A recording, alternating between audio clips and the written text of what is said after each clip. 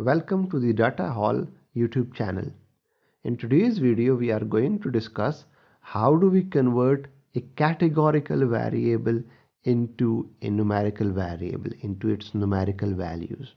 Let's just say we have this data set where we have data of different patients, whether they were given drug A, drug B, or drug C, or multiple combinations of these drugs. What we want to do is convert these yes or no into 1 and 0. So we want to convert these binary categories into its numerical binary categories, right? So, and we also want to generate another variable where we would like to have a value of 1 if any of these drug had been given to this patient. So let's just say in this case we want the value of 1 over here in this new variable, whereas in these cases, because no drug had been given to this patient number 5, we want the value of 0. So let's just move to the stata file. We have already loaded this data set. So first thing we need to do is we need to replace the drug value with 1 if it had the value of yes. Remember, we are using apostrophes or inverted commas because this in stata, if a variable is a string variable, we would have to use inverted commas to input any values, and later on we would convert the variable into a string variable into a numerical variable. So let's replace this drug A with 1 if it had a value of yes, and with 0 if it had a value of no. Let's just look at the data set. Now you would see that it have replaced the values. Let's do it to all these variables, but instead of doing it manually, let's use a for each loop. If you are not familiar with what loops are, I have made a video on that, and you can go and check that link in the description. So what we want to do is, I have already done it for drug A, but we want to do it for drug B and C. Rather than using all these different lines of code, we want to do it using a for each loop, which would save us some time. So we write the command name for each, then any variable name, it can just be v or var or variable in, and then the variable names that we have. So in this case we have drug B, drug A, and drug C. You can have different variables name. You just input those variable names in this list. We open the parenthesis, then we write the replace command. So replace the first instant of this variable. So in first case it would assume this, it would assign drug B value to this var, this variable. We want to input this value of 1 in this var, which is drug B in this case, if it had a value of yes, and similarly if it had a value of no. So it would repeat this this loop till it had iterated from all these variable lists that we have provided to it. So let's run this loop. We select all of this loop,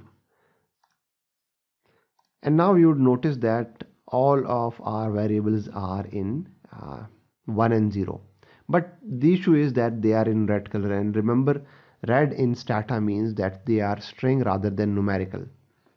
So we need to convert them into numerical values. For that we would use destring comma replace command. This would convert all the variables into numerical variables. Okay, then we want to generate a new variable that would have a value of 1 if a drug was, any of these drug was administered to that patient. We would use egen command, and the variable name would be any drug, and within egen command we would use the function of row total, and we would start with drug A and till drug C. once we run it, you would notice that it have added all the values row wise. So drug A and drug C was administered to this patient, so it would have a value of 2 because 2 drugs were administered. Similarly, in case of patient number 5, no drug was administered, so it would have a value of 0. So what we would like to have another command where we would replace all these values with 1 if it was greater than 0. So if any drug was administered, the value would be greater than 0, and we would want to replace that value with 1, and we would keep zeros as it is. So the command is replace any drug with equal to 1 if it is greater than 0. So now you would notice that we have our values as we wanted it. Remember, if we are using row total function in egen command, it would ignore the missing values, right? If we wanted that if there is a missing value, then you want that specific row to remain missing in this new generated variable, then you do not need to use row total. Rather, what you need to do is you need to use a generate command, and let's call this any drug2 variable, this new variable. You would just add all these variables, and you would notice that we have the same values as we had, except that now this missing variable, if any of these variable had a missing value, it would remain missing in our newly generated variable.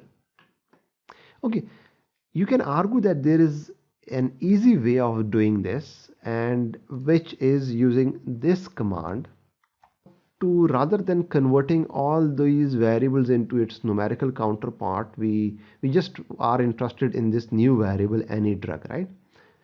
We have a quick way of doing that. If we are interested just in this new variable of any drug, rather than converting these into numerical values, then we can use this command, which is generate any drug3. Let's call it any drug3.